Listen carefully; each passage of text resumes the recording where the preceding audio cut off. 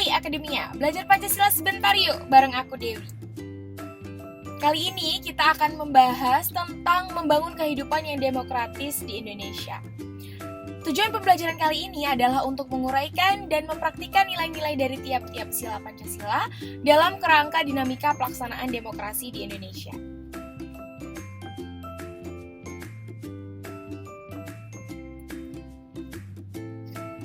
Dalam pelaksanaan demokrasi di masyarakat tercermin dalam kegiatan gotong royong.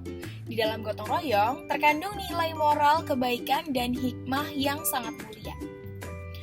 Gotong royong dan musyawarah sangat diperlukan oleh masyarakat karena pada hakikatnya manusia merupakan makhluk sosial yang tidak bisa hidup sendiri tanpa bantuan orang lain.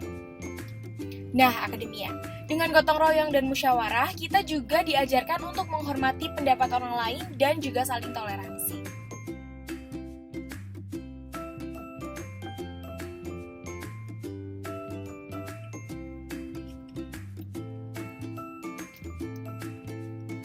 Nilai-nilai gotong royong lebih mempertegas situasi pengambilan keputusannya, yaitu melalui musyawarah mufakat.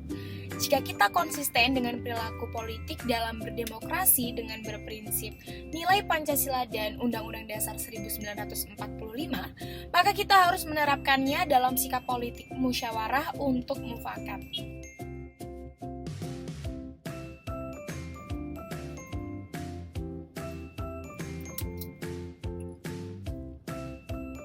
Membangun kehidupan demokratis di Indonesia.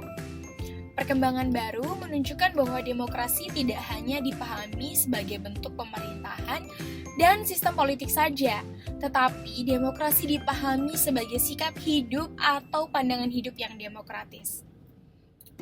Demokrasi membutuhkan usaha nyata dari setiap warga maupun penyelenggara negara untuk berperilaku yang mendukung pemerintahan atau sistem politik demokrasi.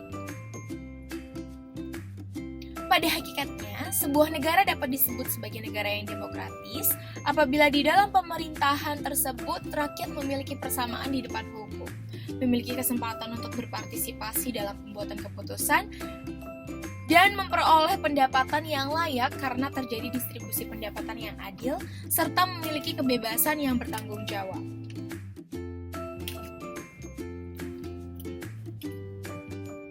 Nah, Akademia, negara kita menganut sistem demokrasi di berbagai bidang kehidupan loh, antara lain bidang politik, ekonomi, sosial budaya, pendidikan, hukum, dan pertahanan keamanan.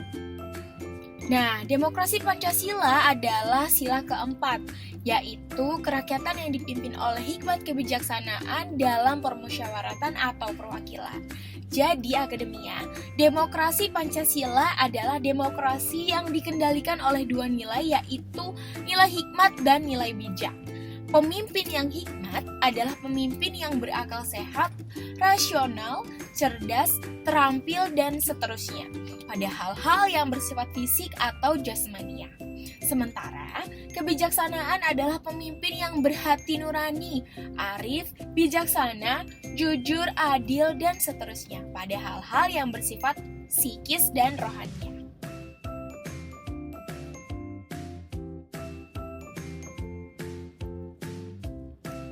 Oke, Akademia. Pada intinya, sila keempat menunjuk pada NKRI sebagai negara demokrasi perwakilan yang dipimpin oleh seseorang yang profesional dan dewasa melalui sistem musyawarah. Oleh karena itu, setiap warga negara termasuk Sobat Akademia semua harus memperhatikan hal-hal sebagai berikut.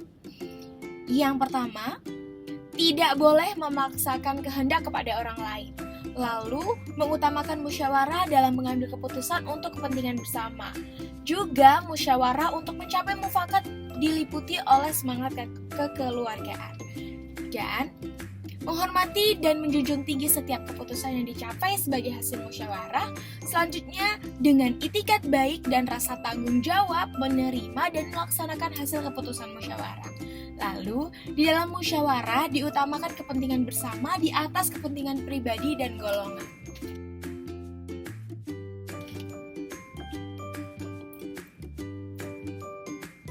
Oke, Akademia. negara Indonesia itu adalah negara demokrasi. Namun dalam kehidupan sehari-hari masih sering kita temui perilaku yang tidak demokratis.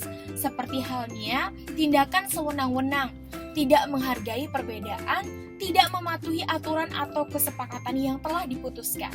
Nah, berikut ini adalah contoh penerapan demokrasi di berbagai aspek kehidupan kita sehari-hari dalam keluarga, masyarakat, bangsa, dan juga negara.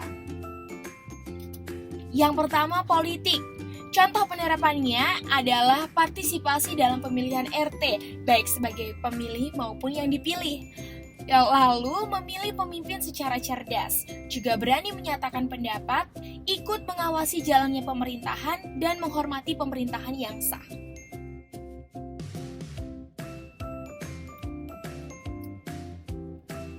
Yang kedua, ekonomi. Contoh penerapannya yaitu hidup hemat dan sederhana, menghormati hak milik orang lain, dan turut serta dalam keanggotaan koperasi yang memiliki semboyan dari anggota, oleh anggota, dan juga untuk anggota, di mana pemegang kekuasaan tertinggi adalah rapat anggota.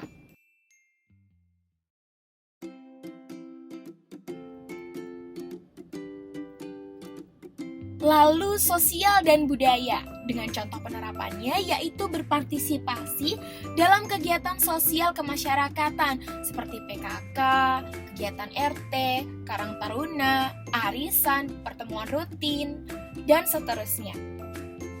Juga ikut serta dalam gotong royong, menjaga sarana umum, menjaga kebersihan, dan bergaul dengan teman tanpa memandang perbedaan suku, agama, ras, dan antar golongan.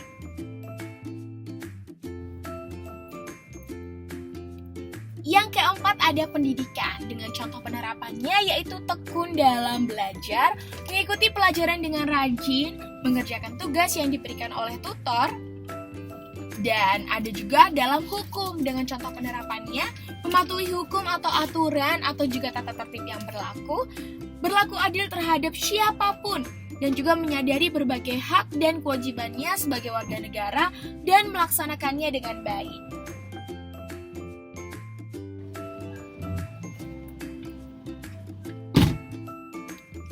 Keenam ada pertahanan keamanan.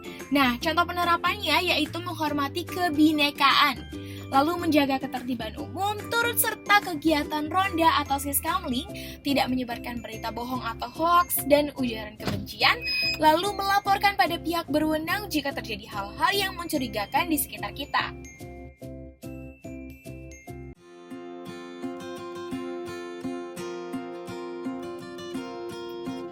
Oke Akademia, segitu dulu ya pembelajaran kita kali ini. Jangan lupa di like, komen, dan juga subscribe. Dan jangan lupa juga di share ke teman-teman semuanya, agar teman-teman yang lain juga pada tahu apa aja sih dan gimana aja sih tata pelaksanaan demokrasi yang ada di negara kita. See you on the next video.